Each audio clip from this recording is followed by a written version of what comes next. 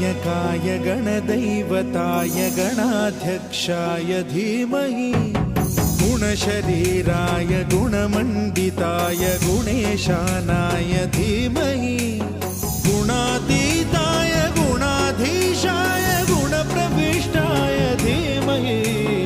एकदन्ताय वक्रतुण्डाय गौरीतनयाय धीमहि